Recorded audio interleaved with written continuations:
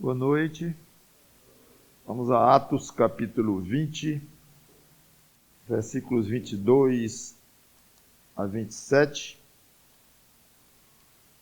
Já estamos há algum tempo neste capítulo.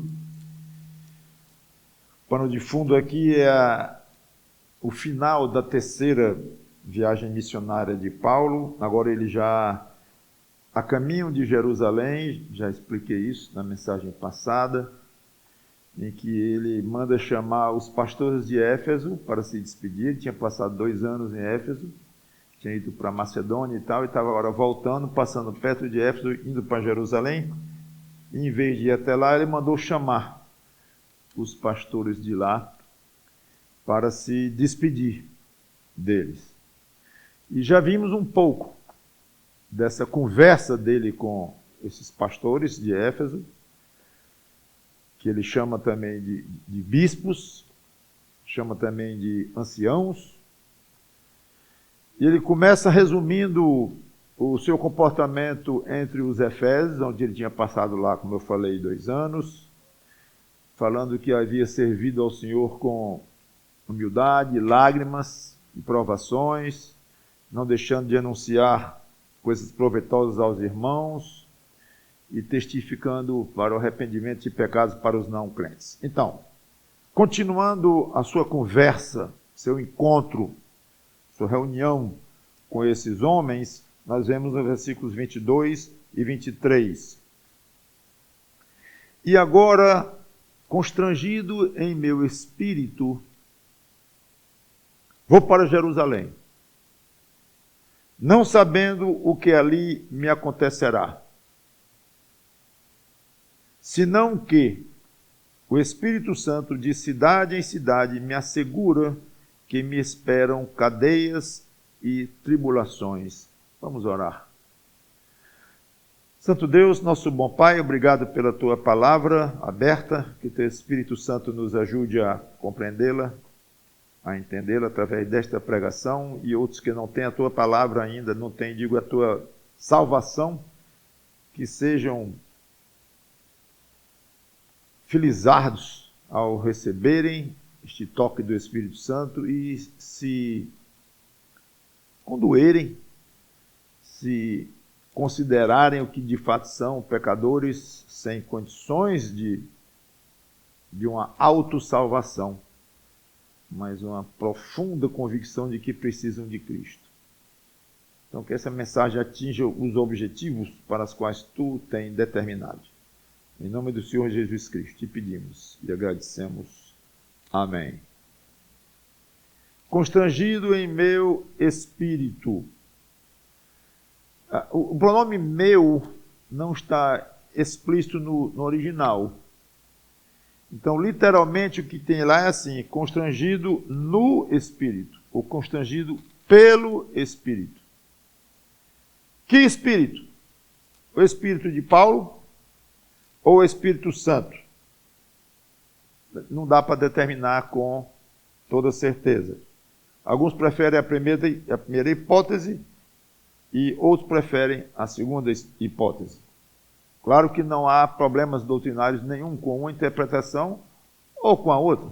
Ele pode estar falando do Espírito Santo, do Espírito dele, constrangido internamente, ou pode estar falando de uma ação do Espírito Santo na vida dele.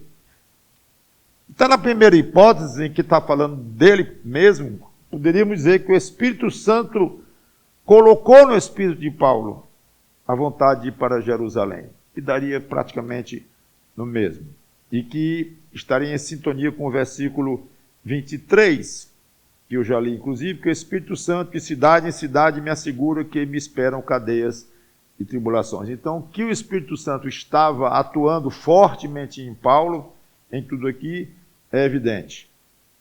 Isso aqui não tem a menor dúvida. Então, de cidade em cidade, nesses últimos meses em que Paulo estava nessa fase final, voltando para Jerusalém, de alguma maneira, o Espírito Santo revelava que ele seria preso e atribulado. Esse é um tipo de revelação que ninguém quer receber. A gente gosta de uma boa notícia, gosta de saber, se possível, de antemão, de alguma coisa boa, gostosa, que nos espera, que nos aguarda. Mas aqui o Espírito Santo disse a Paulo: você vai sofrer.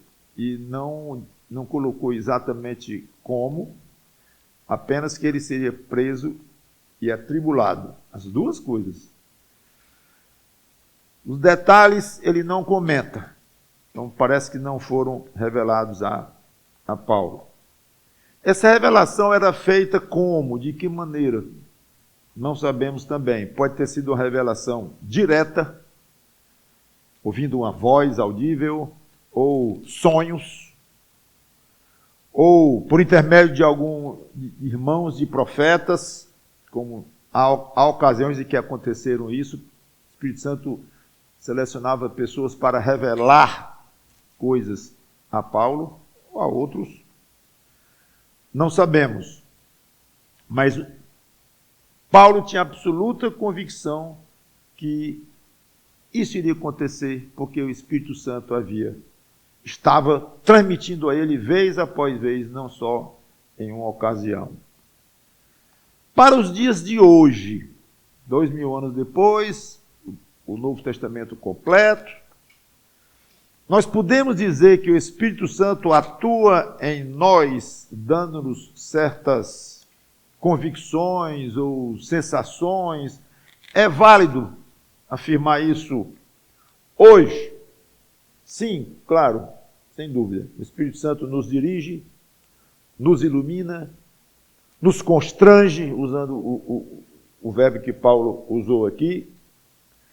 O único cuidado que nós precisamos ter é não dogmatizar em cima de uma sensação ou em cima de pensamentos nossos, como se fosse do Espírito Santo alguma orientação que você sente que está tendo, um rumo a tomar, como se fosse com toda certeza, sem chance de erro.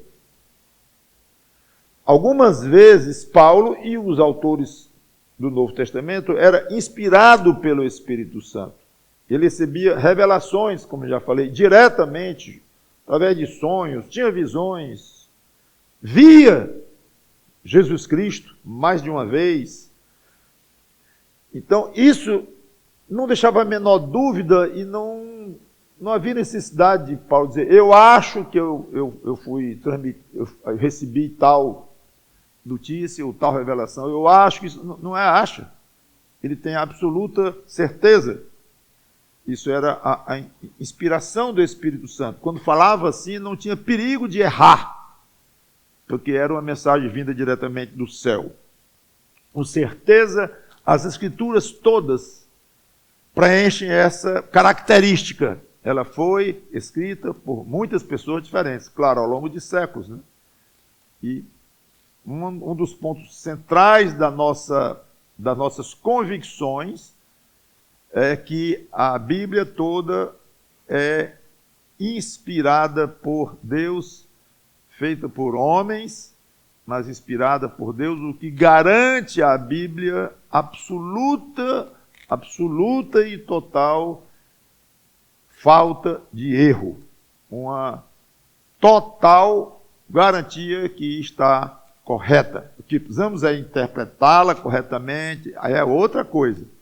Questão de cópias, os originais, depois as transcrições, já é um outro assunto complicado, inclusive. Mas a parte disto, é básico nós entendemos que o que está nas Escrituras veio de Deus.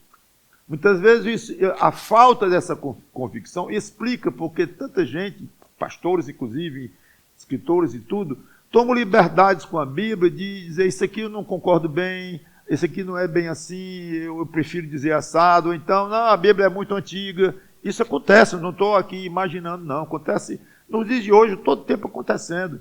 Nós precisamos reinterpretar a Bíblia, porque os tempos mudaram demais, as culturas e tudo mais. Então, não, aqui não dá mais para aplicarmos isso nos dias de hoje e tal. Uma afirmação desse tipo mostra uma falha enorme neste ponto. que é básico. Nós entendemos que o que está na Bíblia precisa ser obedecido, rigorosamente obedecido. A adaptação da Bíblia às culturas e tudo existe até certo ponto, mas de uma maneira muito limitada e jamais alterando uma doutrina, uma afirmação de princípios de Deus. Não, de hipótese alguma. Então, é muito, muito importante entendermos que essa condição não existe, nós cremos que isso não existe mais no meio cristão. Já expliquei isso muito quando falei dos dons, longamente. Desde que o Novo Testamento se completou, não houve mais revelações de Deus com estas características. Algo direto, sem nenhuma chance de estar errado, ou mal interpretado, ou coisa parecida. Então ninguém pode, não aceitamos alguém dizer, não aceitamos entre nós. Muitos fazem isso, muitos evangélicos, inclusive, fazem, vocês sabem, né? Até naturalmente, é costume, mas nós não aceitamos alguém dizer que, irmãos, é o seguinte, hoje eu tive uma revelação de Deus. Estava na minha cama, então, e recebi uma revelação, ou um sonho, ou coisa assim, e ele determinou isto e isto. Então, se quer palavra dele, e nós vamos ter que seguir, vamos ter que obedecer, e isso é um mandado direto de Deus. Não aceitamos esse tipo de afirmação ou de posicionamento. E isso vai longe, quase não tem limites, porque esse tipo de afirmação seríssima, claro que muitas vezes é motivo de abuso. Não, eu fui instruído para agir assim, e lá já ouvi esse tipo de coisa. Lá na rodoviária vai descer uma pessoa, com uma mulher com a saia azul, e ela tem uma mensagem para transmitir, e eles levam isso tão a sério como se estivesse lendo Efésios, ou 1 Coríntios, ou Êxodo. É palavra de Deus mesmo, eles creem naquilo. Né? Creem porque creem. E o irmão está mentindo? E o irmão está vendo coisa, o irmão está delirando, aí buscam algum tipo de explicação que acham razoável. Não, então isso aqui não é mentira, não é falsidade, não é isso. Então é verdade. E não se dão conta do tamanho desta conclusão que eles estão chegando. Nós não aceitamos isso e entendemos que temos que ficar pelas Escrituras exatamente o que está escrito aqui e somente aqui. O Espírito Santo, sim, repetindo, trabalha em nós, mas não de uma maneira como fazia ocasionalmente na época pré-cânon, ou seja, na época que a Bíblia não estava ainda completamente formada. Ocasionalmente, exatamente essas situações em que o Espírito Santo determinava alguém para escrever uma parte da Bíblia ou para falar. Pastor, nós podemos afirmar quando é que Paulo levantava e falava inspirado pelo Espírito Santo ou falava da cabeça dele, como nós falamos hoje? Eu creio que na época era indistinguível, não saberíamos dizer. Provavelmente eles sabiam que estavam sendo inspirados pelo Espírito Santo. Também não posso afirmar que sempre sabiam, muitas vezes sim. Isso é misterioso para nós. Então deve ter havido momentos em que o que Paulo disse ali, ou o que Pedro disse ali, era palavra de Deus pura. E às vezes, não. Às vezes era o que ele tinha aprendido, o que ele achava, como qualquer pregador hoje. Está aqui no púlpito, eu estou dizendo o que eu acho, pelos estudos, pela leitura, pela oração, pelo pedido de iluminação do Espírito Santo. Acho que isso aqui é o correto, acho que é a melhor forma de explicar, mas nada disto eu posso dizer, isso aqui é inerrante, que é o que nós cremos das Escrituras, inerrante. Isso é bom também porque limita até onde um pregador ele vai ser seguido. ele vai ser obedecido. A Bíblia manda que a igreja obedeça aos seus pastores, são autoridades e tudo, mas tem limites. E também é alvo de abuso, muitas vezes isso, porque o pastor falou, então ninguém discute, e assunto final. Discute sim.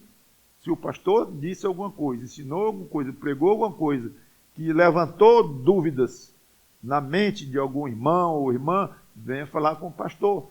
Agora não foi de um irmão só, foram de 10, ou da igreja inteira. Está ficando séria a situação. Então devem confrontá-lo e devem saber o que está acontecendo, porque a minha ideia é o que eu penso, mas as escrituras, e se houver um mínimo confronto, esse é o problema fácil de resolver.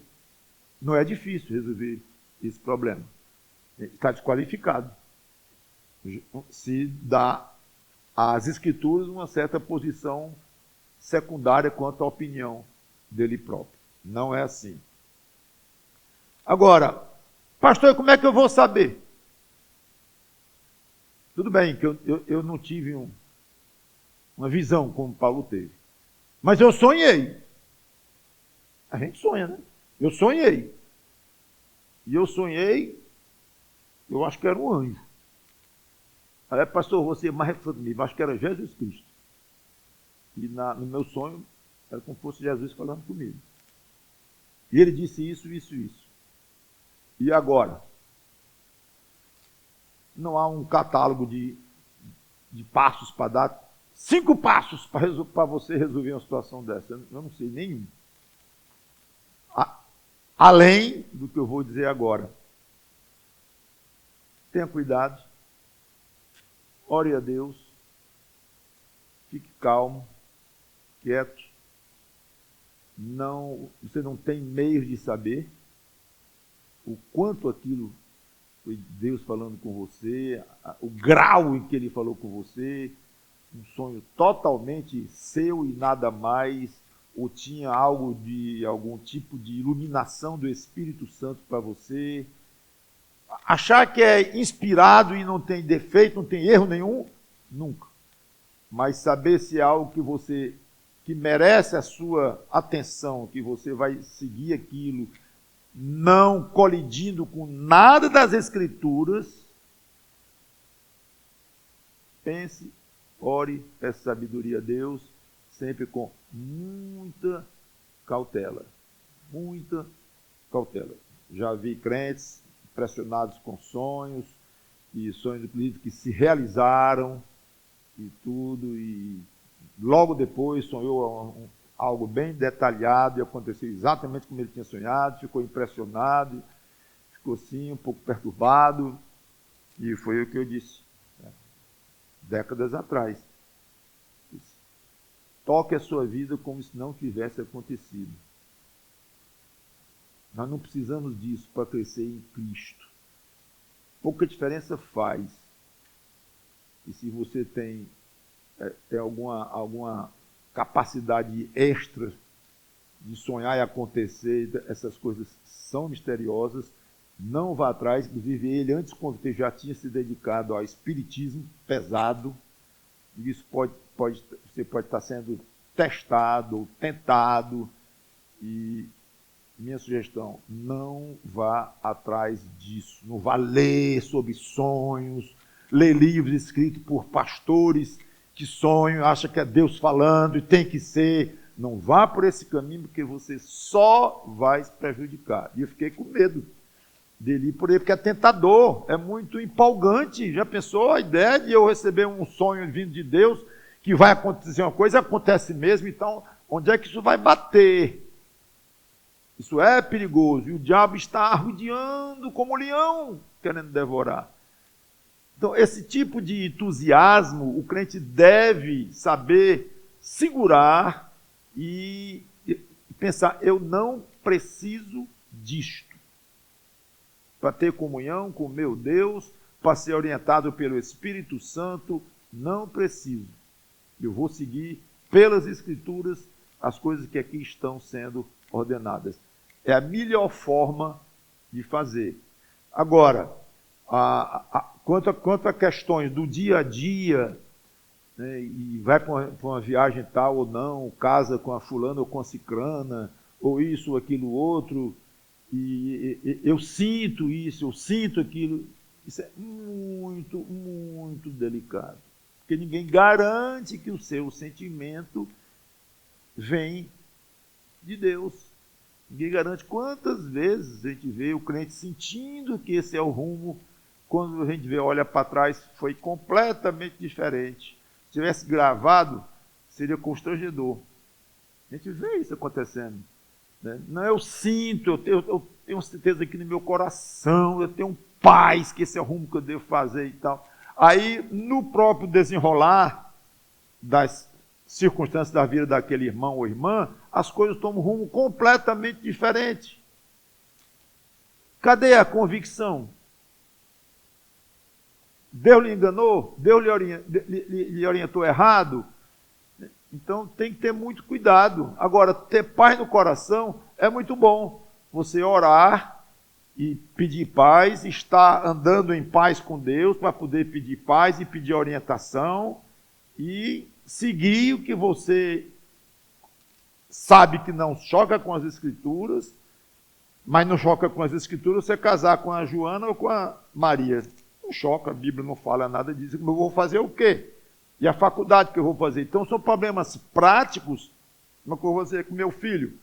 Vou botar num colégio caro, que vai me deixar muito precário em termos financeiros, ou boto uma escola pública, que é de graça, mas é ruim, e eu complemento aqui, o que é que eu faço? Eu tenho responsabilidade até que ponto?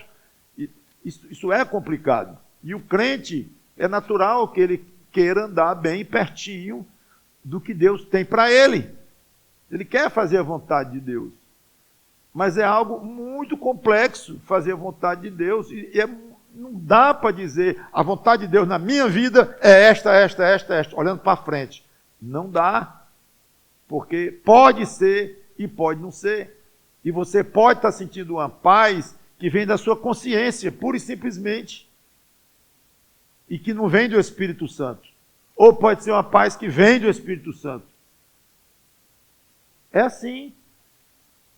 Alegria.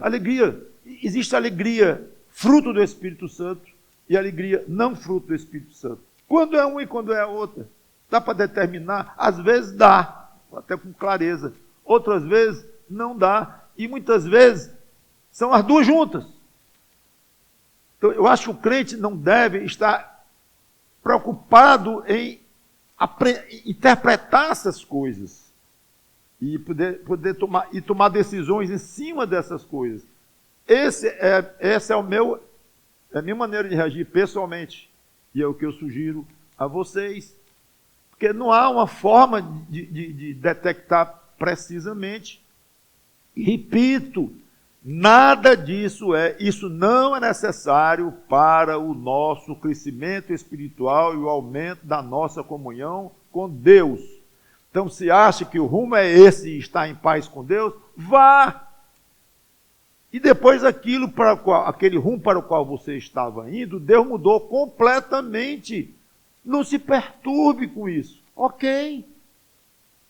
Mas se você for dizer para as pessoas, para si próprio em primeiro lugar, e para as pessoas que estavam tomando aquele rumo, porque Deus, a vontade de Deus para você era tomar aquele rumo, era fazer aquilo, e você afirma aquilo e se baseia bastante naquilo, e não acontece, ora. Vai haver uma frustração muito grande pessoal sua, o que é uma pena, porque não teria motivo para se frustrar. Não, eu acho que é por aqui. Eu me sinto em paz, então provavelmente Deus está me orientando para ir por aqui. Ok, vá. Não sendo pecado, não desobedecendo a Bíblia, vá. Aí depois, mudou. Não era não. Ok, não era não. Então, tocando minha vida com Jesus Cristo, orando a Deus e tocando.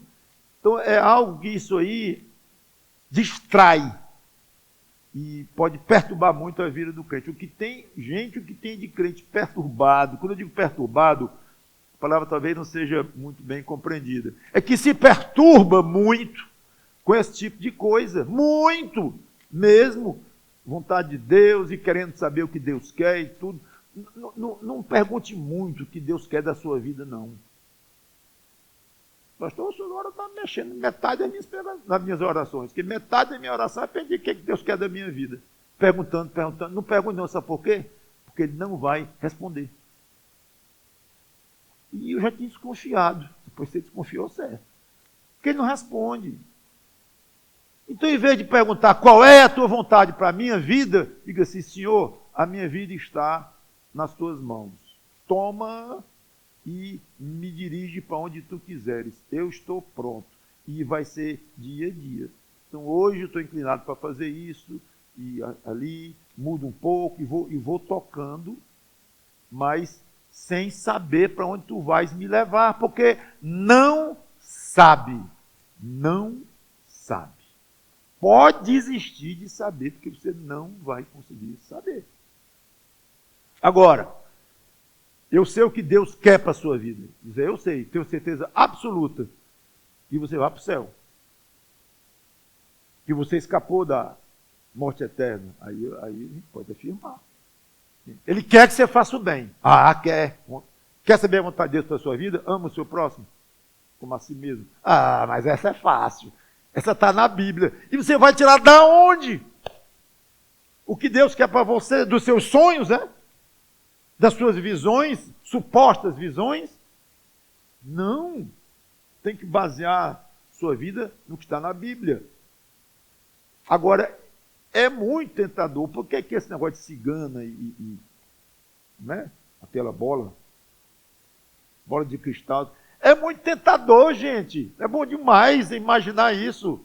Estou no lugar, tem um cartomante ali. Quanto é, minha senhora? R$100. Está aqui, R$100. Diga aí. Ah, vai ser assim, assim. Ah, todo mundo tem essa vontade teórica, né, de saber o que vai acontecer, se preparar para algum problema ocorrer desse tipo, ou curtir o que vem aí de bom e tal. Mas não temos. Está aí uma coisinha que não vem na salvação, quando você se converteu a Cristo, é uma capacidade de você prever o futuro e uma garantia de que Deus vai lhe revelar pessoalmente para você, porque Ele não vai. Ok? Então, siga a sua vida orientado pelo Espírito Santo, sim. Iluminado pelo Espírito Santo, sim. Mas sabendo que não há uma garantia que você está realmente sendo iluminado pelo Espírito Santo, ou que você está sendo simplesmente dirigido por uma vontade pessoal sua, às vezes até uma vontade egoísta. Egoísta. Você quer assim, é melhor para você. Deus me orientou assim. Não. Até aqui, Paulo disse que estava correndo isso com ele, mas não comentou a sua reação. Vamos ver agora. 24. Porém, então, ele diz, o Espírito Santo está me assegurando que me esperam cadeias e tribulações. Essa foi a revelação a Paulo, convicto que foi o Espírito Santo, e você não tem a menor dúvida. Ok. Porém, em nada considero a vida preciosa para mim mesmo, contanto que eu complete a minha carreira e o ministério que recebi do Senhor Jesus para testemunhar o Evangelho da graça de Deus. Esse porém aqui é bem enfático, né? Porém, em nada considero a minha vida e tal. Seria mais ou menos assim. Mesmo que eu tenha certeza que sofrimentos vão ocorrer, e ele tinha, que o Espírito Santo é que estava dizendo para ele, em nada considere tal. Mais ou menos assim. Ou então, não pense que eu estou arrasado pelo fato de saber que serei preso e sofrerei e tal. Isso é o que significa. Se eu fizesse uma pesquisa aqui entre vocês, perguntando assim, o que Paulo disse? O que Paulo disse aqui no 24? Talvez, muitos diriam assim, talvez a maioria, se não todos. Ele disse que a vida dele não era preciosa. Foi o que ele disse. Que a vida dele não era preciosa. Resposta errada. Pastor, não está escrito isso. Tá não. Errada e perigosa. que podem levar a duas conclusões errôneas vindas daí. Primeira, que alguém poderia pensar, aí, se a vida de um homem como aquele apóstolo Paulo não era preciosa, imagine a vida de uma pessoa qualquer como eu. Não é preciosa a minha vida? E acharia que Paulo estava dizendo que a vida humana não tem muito valor, quando Jesus Cristo próprio disse que uma alma vale mais do que o mundo inteiro. Como Paulo vai dizer que a vida dele não tinha valor? Contradiria Jesus Cristo. Segundo perigo que eu acho, alguém depressivo, desanimado, achando que não vale nada. A depressão inclui esse tipo de um sentimento de inutilidade ou coisa desse tipo. Poderia pensar, se o próprio Paulo disse que a vida dele não tinha valor, quanto mais a mim, que eu não sou coisa nenhuma, tenho motivo para estar nessa situação. O que você acha? Como é que você acha que eu iria reagir convencido de que a minha vida não vale coisa nenhuma? Eu vou me animar? Eu vou me deprimir. Não que alguém escolha para se deprimir, né? Mas é uma forma de dizer. Sabe o que Paulo disse? Que a vida dele não era preciosa para ele mesmo. Houve aí uma condicionante. Ele particularizou dentro de um ângulo, através de um certo ângulo, a vida dele não era preciosa. E esse ângulo era para ele mesmo. E ele não estava falando, mesmo assim, de uma maneira absoluta. É claro que ele sabia que a vida dele era preciosa para Deus, que criou a vida dele. É claro que ele sabia que a vida dele valia muito para Jesus Cristo, que morreu para salvar a vida dele. É claro que ele sabia disso. A vida dele valia muito para os irmãos da igreja que ele fundou e as que não fundou também. A vida dele vale muito para nós hoje, que usufruímos aqui como estamos agora.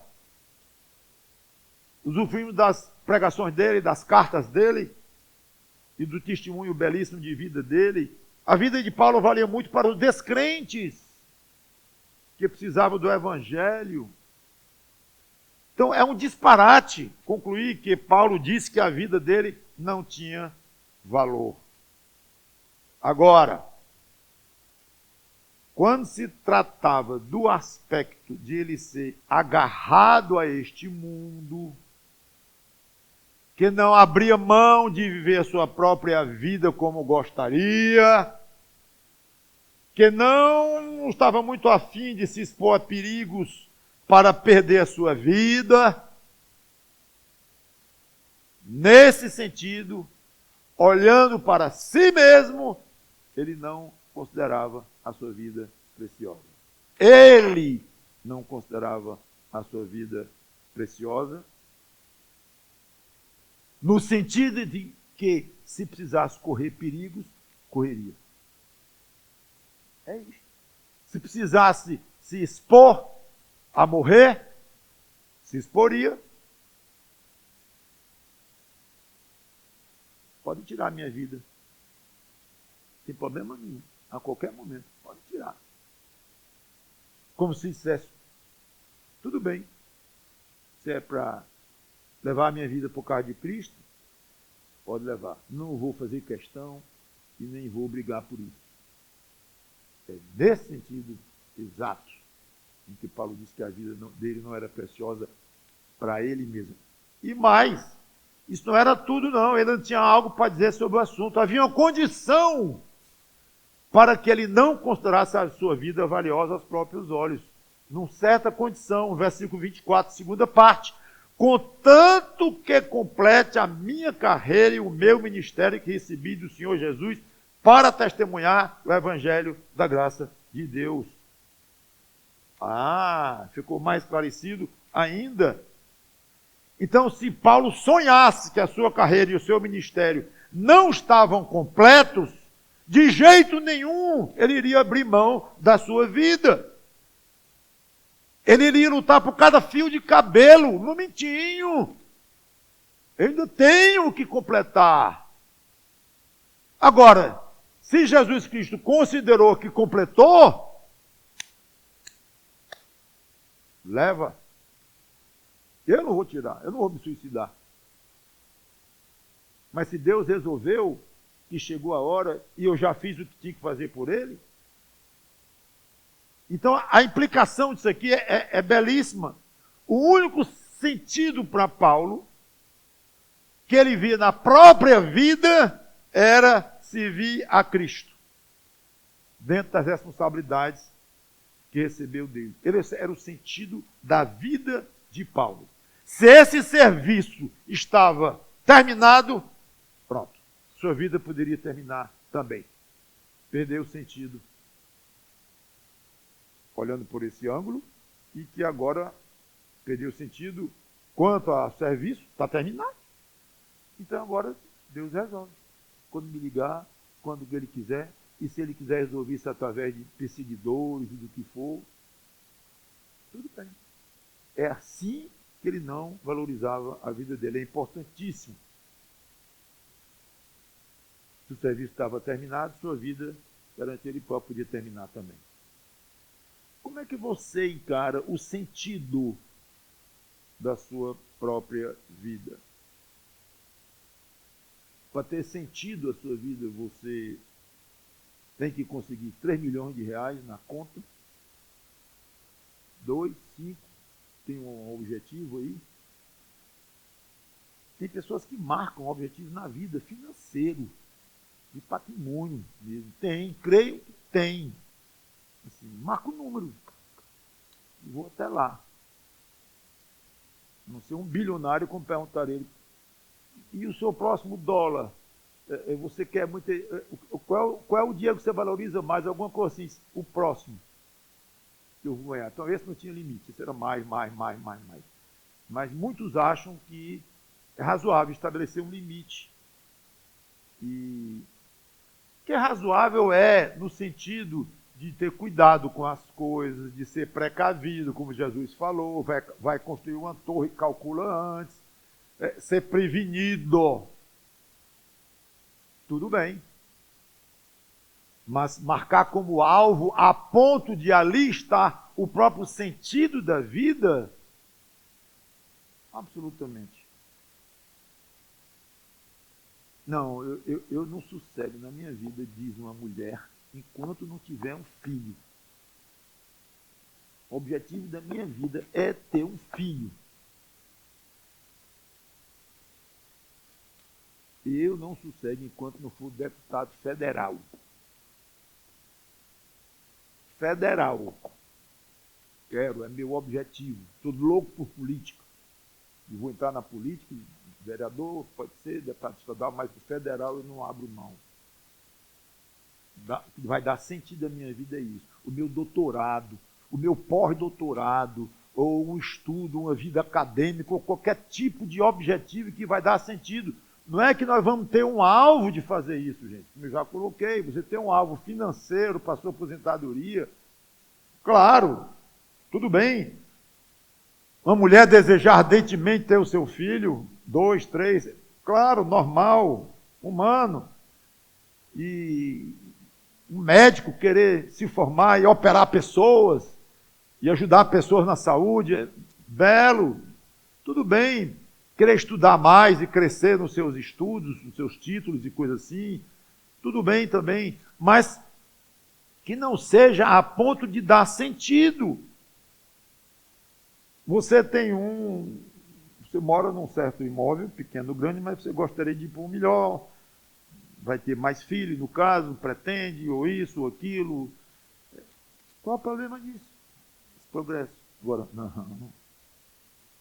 Enquanto eu não tiver um apartamento na beira-mar, olhando para o mar, mínimo uns 300 metros quadrados.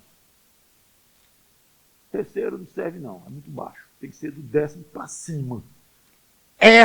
Isso é meu objetivo, é aí onde eu vou colocar as minhas forças. Gente, eu estou colocando de uma maneira um pouquinho assim, quase ridículo, né, no sentido de marcar até o andar e tudo mais, para ficar um pouquinho chocante mesmo. Mas olha, muitas vezes a gente chega perto disso. Muitas vezes a gente chega perto disso. Talvez não de uma maneira não tão assim evidente, tão detalhada, que fica esquisito. Mas vamos cuidar. Meu objetivo é chegar aos 60 anos com um corpinho de 20.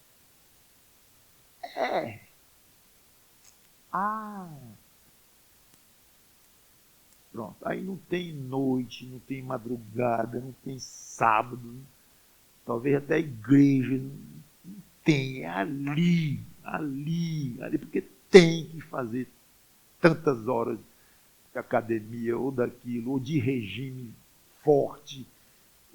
E aquilo vira uma obsessão, especialmente entre as mulheres, que eu sei, mas tem homem também que chega nesse ponto de vaidade. Agora, eu vou dizer que é errado uma mulher querer se cuidar, um homem querer cuidar do próprio corpo e tal. Claro que não. Mas nada disso que eu falei é mal em si. Acho que vocês estão entendendo. Mas o grande sonho da vida, o sentido da vida, eu quero dar mais ênfase ao aspecto de sentido do que mesmo de desejo. É um desejo tão forte que vira o sentido dentro da vida. Qualquer coisa que o sentido da vida não seja servir a Cristo, está deslocado para um crente. Completar a carreira que Deus traçou para você.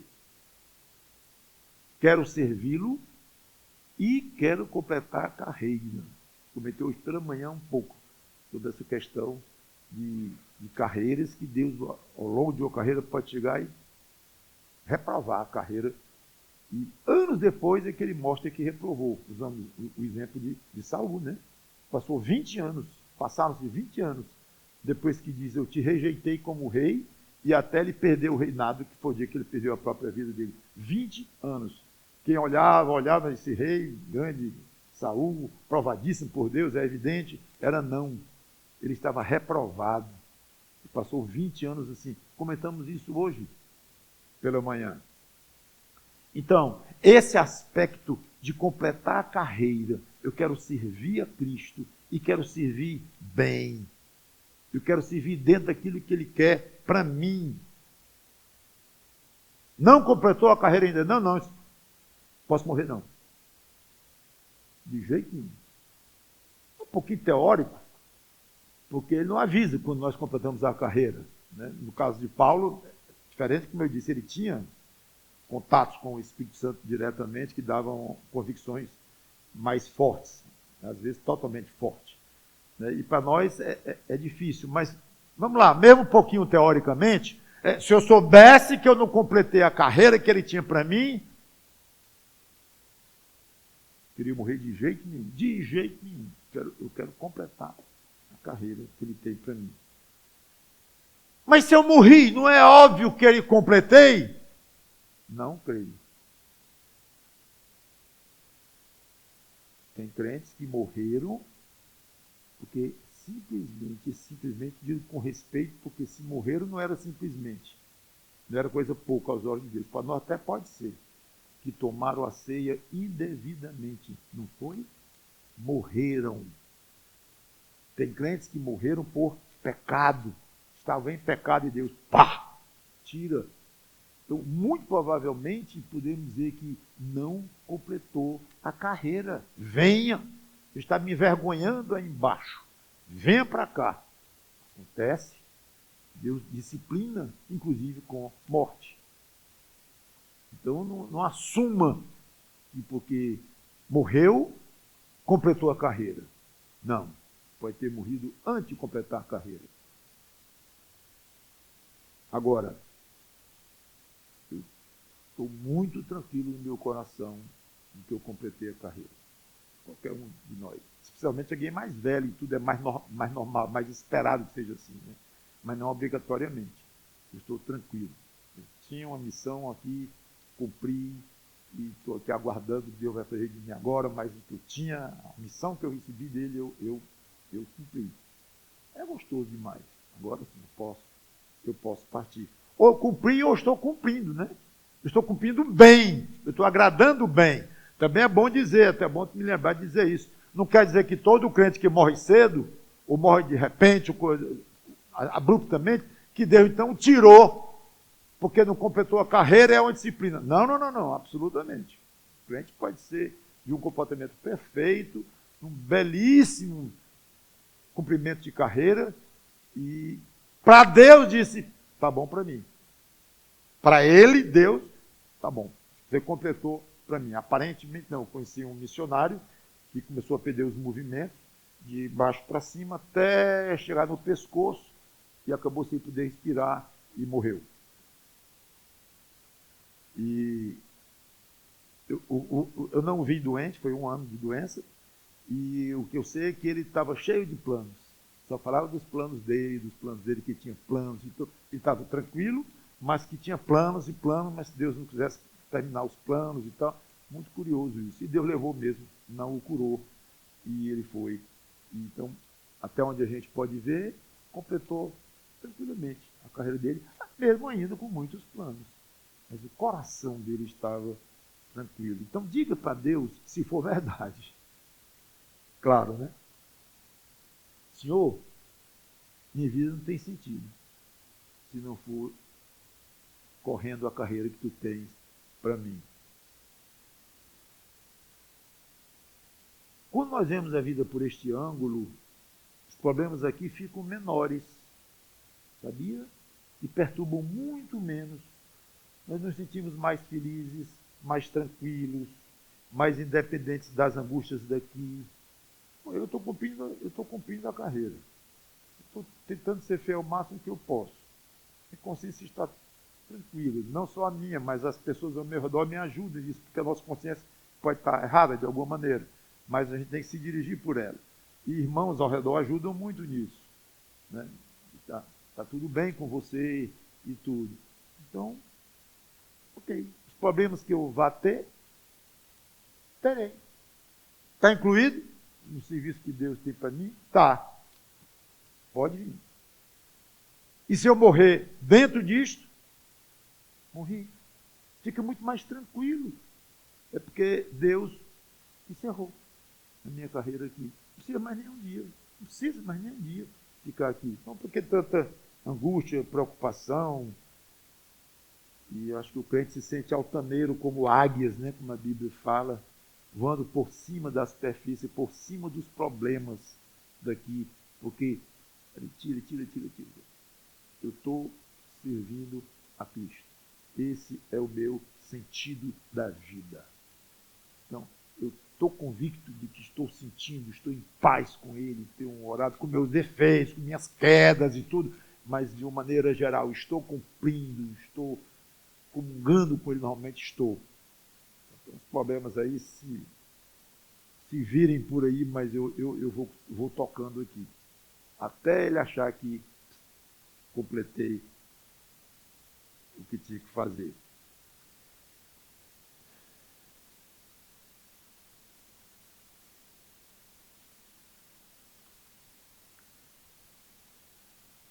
Então, tem 2 observações e eu quero terminar.